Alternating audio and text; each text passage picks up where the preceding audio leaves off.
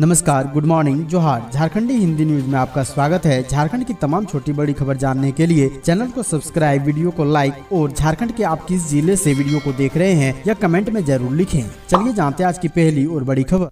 अरविंद केजरीवाल की गिरफ्तारी पर बोले सीएम चंपई सोरेन। दिल्ली के मुख्यमंत्री अरविंद केजरीवाल की शराब नीति से जुड़े मनी लॉन्ड्रिंग मामले में गिरफ्तारी को लेकर झारखंड के सीएम चंपई सोरेन ने बीजेपी की केंद्र सरकार को घेरा है। चंपई सोरेन ने कहा कि जरा सोचिए कि एक मेयर का चुनाव जीतने के लिए सारे नियमों को ताक पर रखने वाले ये लोग लोकसभा का चुनाव जीतने के लिए किस हद तक जाएंगे। चंपई सोरेन ने सोशल मीडिया एक्स पर लिखा कि राजनीतिक दलों को तोड़ने, विधायकों को डराने धमकाने और लालच देकर सरकारें गिराने, मीडिया पर कब्जे और कंपनियों से वसूली के बाद अब विपक्ष के मुख्यमंत्रियों की गिरफ्तारी आम बात हो गई है। जरा सोचिए कि एक मेयर का चुनाव जीतने के लिए सारे नियमों को ताक पर रखने वाले ये लोग लोकसभा का चुनाव जीतने के लिए किस हद तक जाएंगे। आजादी के 7 दशकों बाद यह देश लोकतंत्र से चलेगा या तानाशाही से, आगामी चुनाव में यह फैसला आपको करना है।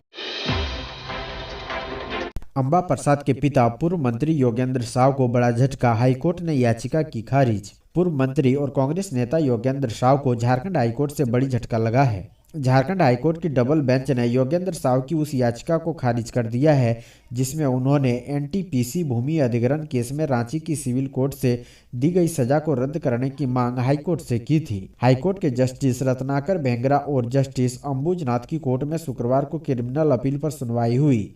योगेंद्र साव की ओर से अधिवक्ता विशाल तिवारी ने बहस की। योगेंद्र साव की ओर से हाईकोर्ट के उस आदेश को चुनौती दी जा सकती है। हाईकोर्ट के आदेश के बाद अब योगेंद्र साव के चुनाव लड़ने पर रोक जारी रहेगी।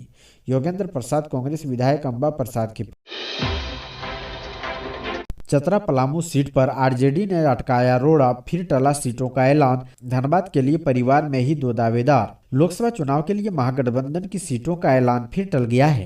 राजद के रुख की वजह से सीट पर प्रत्याशियों के नाम की घोषणा फिर से नहीं हो सकी है। अब होली के बाद ही इसके ऐलान की उम्मीद की जा रही है। महागठबंधन में अभी भी चतरा और पलामू सीट पर राजद ने अपना रुख स्पष्ट नहीं किया है। दोनों सीटों पर कांग्रेस के साथ साथ राजद दावा कर रहा है। राजद की ओर से दोनों सीटों पर दावा किया जा रहा है, जबकि कांग्रेस चतरा सीट छोड़ने को तैयार नहीं है। 2019 के चुनाव में पलामू राजद को गया था, जबकि चतरा कांग्रेस के पास थी, लेकिन राजद ने चतरा में भी प्रत्याशी उतार दिया था। इससे यहां कांग्रेस राजद के बीच फ्रेंडली फाइट हो गई थी। सहमति न बनने पर इस बार भी फ्रेंडली फाइट देखने को मिल सकती है।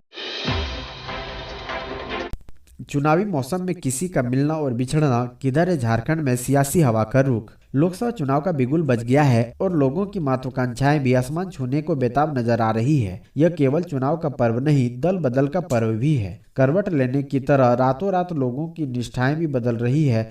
इससे झारखंड भी अछूता नहीं है और यहाँ भी पाला बदलने का सिलसिला तेज है। पिछले महीने झारखंड में कांग्रेस के टिकट पर जीती इकलौती सांसद गीता कोड़ा कांग्रेस छोड़कर भारतीय जनता पार्टी में शामिल होने से शुरू हुई इस कड़ी में निरंतर नाम जुड़ रहे हैं।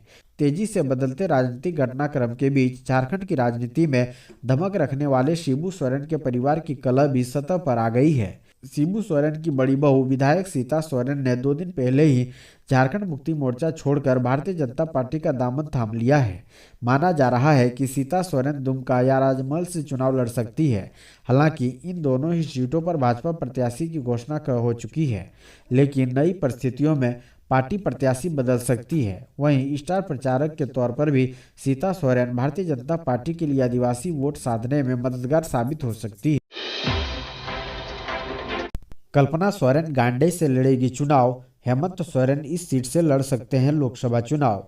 पूर्व मुख्यमंत्री हेमंत सोरेन की पत्नी कल्पना सोरेन गांडेय से विधानसभा उपचुनाव लड़ेगी। पार्टी में यह तय हो गया है। हालांकि आधिकारिक रूप से इसकी घोषणा नहीं की गई है, पर कल्पना सोरेन ने गांडेय विधानसभा क्षेत्र में मोर्चा संभाल लिया है। 2 दिनों से वह प्रचार अभियान में लगी हुई है। इसके साथ गांडेय के पूर्व विधायक व राज्यसभा के सांसद डॉक्टर सरफराज अहमद और गिरिडीह के विधायक सुदीप कुमार सोनू भी अभियान में शामिल हैं। वह गांडेय विधानसभा क्षेत्र में जगह जगह सभा को संबोधित कर रही है। पार्टी के सूत्रों ने बताया कि कल्पना ही चुनाव लड़ेगी। इस पर पार्टी के अध्यक्ष शिबू सोरेन, कार्यकारी अध्यक्ष हेमंत सोरेन और पार्टी के उपाध्यक्ष तथा मुख्यमंत्री चंपई सोरेन ने अपनी सहमति दे दी है। इसके बाद ही कल्पना मैदान में उतरी है। इधर दुमका लोकसभा सीट झामुमो के खाते में है, पर इस बार यहां से कौन लड़ेगा इसकी तस्वीर स्पष्ट नहीं है। हालांकि सूत्रों का कहना है कि इस सीट पर जेल से ही हेमंत सोरेन लड़ सकते हैं।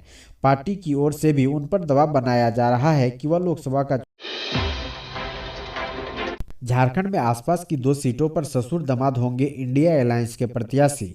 झारखंड में आसपास की 2 लोकसभा सीटों गिरिडीह और हजारीबाग पर इस बार इंडिया अलायंस की ओर से ससुर मथुरा महतो और दामाद जयप्रकाश भाई पटेल की उम्मीदवारी तय मानी जा रही है। गिरिडीह सीट पर झारखंड मुक्ति मोर्चा के मथुरा महतो ने तो आधिकारिक तौर पर उम्मीदवारी घोषित होने के पहले ही प्रचार अभियान शुरू कर दिया है। झारखंड सरकार की मंत्री बेबी देवी, गिरिडीह के विधायक सुदीप सोनी और पार्टी के कई वरिष्ठ नेता भी चुनावी अभियान में उन्हें के साथ शामिल है। मथुरा महतो फिलहाल धनबाद जिले के टुंडी विधानसभा क्षेत्र से झामुमो की विधायक है।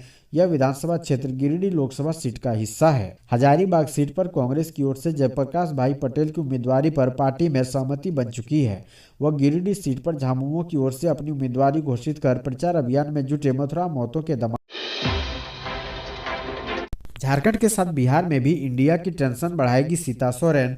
इन जिलों में भाजपा के लिए करेगी चुनाव प्रचार। झामुमो से भाजपा में आई पूर्व विधायक सीता सोरेन झारखंड में तो भाजपा के लिए प्रचार करेगी ही, पार्टी उन्हें बिहार के लिए भी प्रचार में लगाएगी। बिहार की जमुई, बांका, पूर्णिया और कटिहार सीट पर संथाल आदिवासी समाज की अच्छी जनसंख्या है। भाजपा के प्रदेश अध्यक्ष बाबूलाल मरांडी और सीता सोरेन दोनों ही संथाल समाज से आते हैं। झामुमो प्रमुख शिबू सोरेन के परिवार की होने की वजह से सीता सोरेन की बातों का संथाल समाज पर असर होने की बात पार्टी मान रही है। सीता सोरेन के भाजपा में शामिल होने के बाद से झामुमो के किसी बड़े नेता ने किसी तरह की कड़ी टिप्पणी नहीं की है।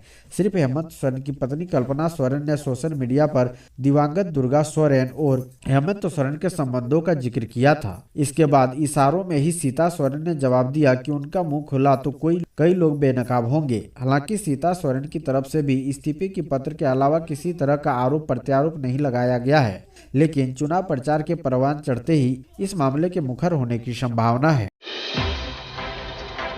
पूर्व सीएम हेमंत ने सुप्रीम कोर्ट में दाखिल की याचिका, हाईकोर्ट के आदेश को दी चुनौती। झारखंड के पूर्व सीएम हेमंत सोरेन ने सुप्रीम कोर्ट में याचिका दाखिल की है। इस याचिका के माध्यम से उन्होंने झारखंड हाईकोर्ट के उस आदेश को चुनौती दी है जिसमें उन्हें विधानसभा सत्र में शामिल होने की अनुमति नहीं दी गई थी। अपनी याचिका में उन्होंने यह मांग की है कि आने वाले दिनों में आहूत होने वाले विधानसभा के सत्र में उन्हें शामिल होने की अनुमति दी जाए। दरअसल हेमंत सोरेन मनी लॉन्ड्रिंग के आरोप में न्यायिक हिरासत में है। पिछले महीने हुए विधानसभा के बजट सत्र में शामिल होने के लिए उन्होंने पीएमएलए कोर्ट और हाईकोर्ट से अनुमति मांगी थी, लेकिन दोनों ही अदालतों ने उन्हें सत्र में शामिल होने की अनुमति देने से इनकार करते हुए उनकी याचिका खारिज कर दी थी।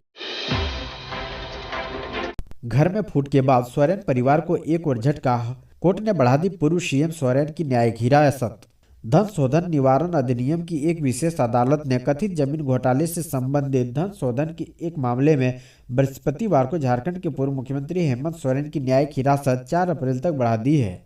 एक अधिकारी ने यह जानकारी दी। सत्तारूढ़ झारखंड मुक्ति मोर्चा के कार्यकारी अध्यक्ष सोरेन की न्यायिक 21 मार्च को समाप्त हो रही थी।